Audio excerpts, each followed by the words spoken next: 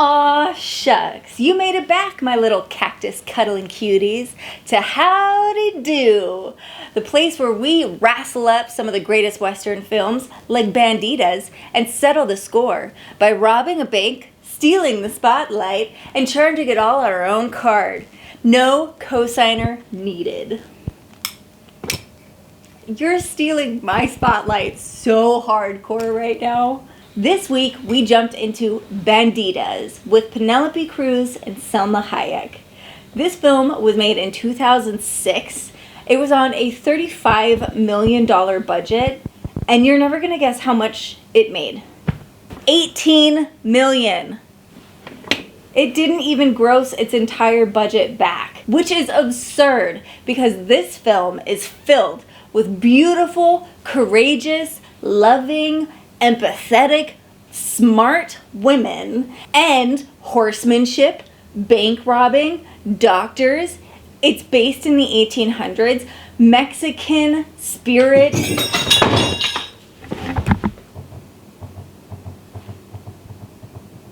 I just made that coffee. Are you okay? Oh, gotta go clean that up because my own little Spitfire just decided to... Oh, it's everywhere. It's everywhere. All right, we're back. Bandidas stars Penelope Cruz and Selma Hayek. These women are smart, they are resourceful, they are empathetic, and they carry the film the entire time. And every single man that seems to come in contact with their storyline is either an antagonist, is thought to be an antagonist, and then switches teams to be on the women's side, and then kind of switches back. But still, what a roller coaster of a ride. The main story is, spoilers. The main story is there are two characters, Maria and Sarah. And Sarah and Maria do not like each other. One of them is poor, Maria, and one of them is rich, Sarah. The story is about seeking justice as a woman, essentially. Two women, Maria and Sarah. Maria and her father are attacked. Maria's father is shot, is thought dead. Sarah and her father are attacked. Sarah's father dies. The antagonist in the story is a land baron who's going around snatching up land, being completely shady, taking out people left and right, and leaving them with contracts that said that they bought their land for a peso. Very little amount of money. This film takes place in 1880, which is after the Mexican-American War, and after the Treaty of Hidalgo, where the United States signed a treaty with Mexico to gain a crap ton of land. It was like 500,000 acres of land. It was redonkulous. And we owe New Mexico, Nevada, Utah, Texas, so many states to that treaty. Now, imagine the United States in the 1880s, which is 43 years after the signing of that Treaty of Hidalgo and the acquisition of land. So everything is getting shooken up. People from Mexico who have lived on that land for generations, they were native to that land before it was the United States, with their ranches and their farms. And then the United States just comes in and is like, this is our land now. So this land baron comes in and is like, I'm going to take you out because you're poor and I can. So he takes him out. And then he leaves little treaties that say that they sold their land. They faked their signature or like used their hands to do the signature. Not legit. Illegal. And so Maria, whose father is still alive, they become the resistance. They find people from this area, which are mostly Mexican people, to shelter them because most likely the purveyors of a system of survival, all their money, the man of the house was offed by this evil dude. So now they are struggling. And so Maria and her father help with the resistance to get money to help these people who have been wronged. Wronged at the utmost definition of wronged. Sarah is nice. She's been spoiled most of her life. So once her father is offed, she is essentially about to be sold to this evil dude. And this evil dude is super excited about it because it's Selma Hayek. Who wouldn't be excited about it? But that's essentially imprisonment. So she tricks him, runs away, finds her way to where Maria is because they are both trying to rob a bank. Women robbing banks, hot.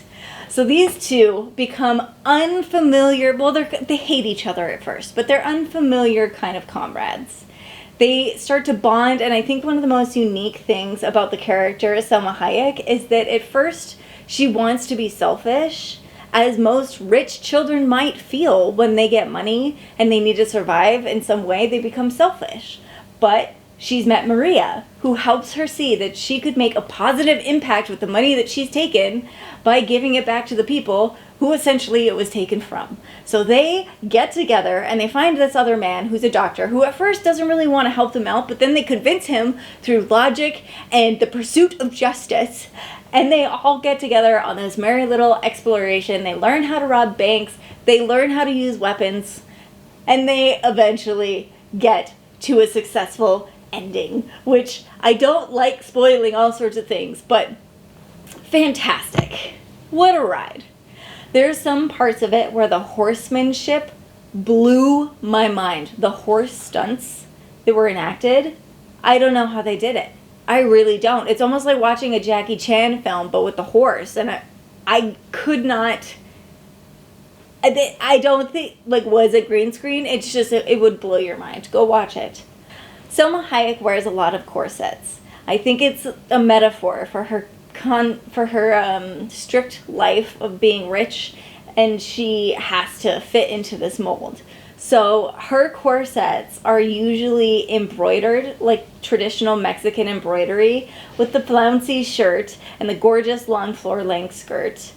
The Penelope Cruz's character, Maria, she has braids, and she's always wearing white. She's less colorful. She usually wears white and brown, so she's very, like, earthy, while Selma Hayek's character is very vivid and colorful. And that's probably a little bit of a play into the money aspect. So because Maria comes from a poor family, she can't afford the colorful things because that dye that would be involved to make the colorful things most likely had a decent price tag on it. But they're hilarious. The way that they fight, the way that they butt heads, the way that they partner with each other to finally make, like, a happy outcome at the end is inspiring because, you know, women, also fictional storytelling, but also women. I think that if you are interested in watching Western films that are a little bit more modern than what we've seen in the past days in the Lonesome Dove's time, go check out Bandidas. The one weird thing that I saw in the film that was weird to me was there's a kissing competition between the characters Maria and Sarah and the doctor. And it could have been thrown away completely and nobody would have noticed. I don't know why it was there. It feels a little bit abusive. And I'm curious to the writers who wrote that in. Why? Why?